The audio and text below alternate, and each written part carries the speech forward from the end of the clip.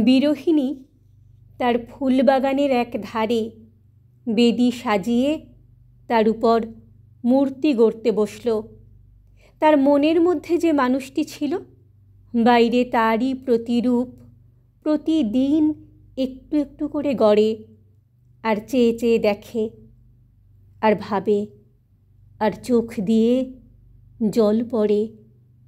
কিন্তু যে রূপটি একদিন তার চিত্তপটে স্পষ্ট ছিল, তার উপরে ক্রমে যেন ছায়া পড়ে আসছে।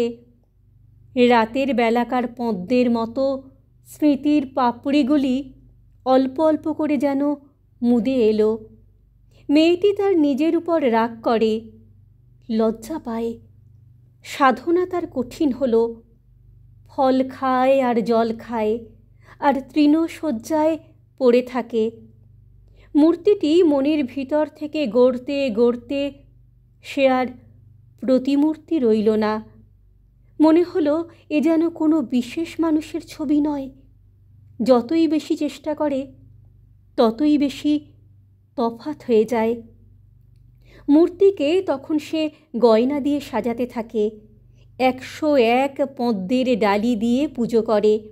সন্ধেবেলায় তার সামনে গন্ধ তৈলের প্রদীপ জ্বালে। সে প্রদীপ সোনার, সেতেরের অনেক দাম।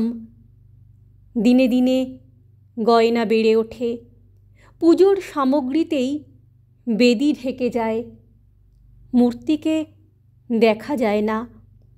এক ছেলে এসে তাকে বললে, আমরা খেলব। কোথায়? ওইখানে, যেখানে তোমরা পুতুল সাজিয়েছ। মেয়ে তাকে হাঁকিয়ে দেয়, বলে, এখানে কোনো দিন খেলা হবে না। আর এক ছেলে এসে বলে, আমরা ফুল তুলব। কোথায়? ওই যে তোমার পুতুলের ঘরের শিয়রে যে চাঁপা গাছ আছে, ওই গাছ থেকে। মেয়ে তাকে তাড়িয়ে দেয়, বলে, এ ফুল কেউ ছুঁতে পাবে না। আর এক ছেলে এসে বলে, প্রদীপ ধরে আমাদের পথ দেখিয়ে দাও। প্রদীপ কোথায়? ওই যেটা তোমার পুতুলের ঘরে জ্বালো।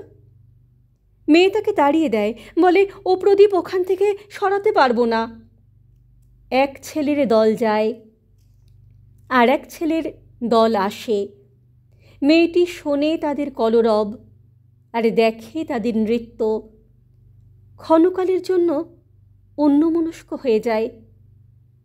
অমনি চমকে ওঠে, লজ্জা পায়। মেলার দিন কাছে এলো। পাড়ার বুড়ো এসে বললে, বাছা, মেলা দেখতে যাবি নে? মেয়ে বললে, আমি কোথাও যাব না। সঙ্গিনী এসে বললে, চল, মেলা দেখবি চল। মেয়ে বললে, আমার সময় নেই। ছোট ছেলেটি এসে বললে, আমার সঙ্গে নিয়ে মেলায় চলো না।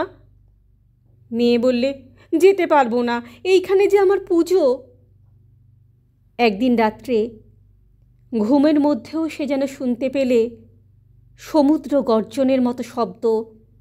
দলে দলে দেশ বিদেশের লোক চলেছে, কেউ বা রথে, কেউ বা পায়ে হেঁটে, কেউ বা বোঝা পিঠে নিয়ে, কেউ বা বোঝা ফেলে দিয়ে।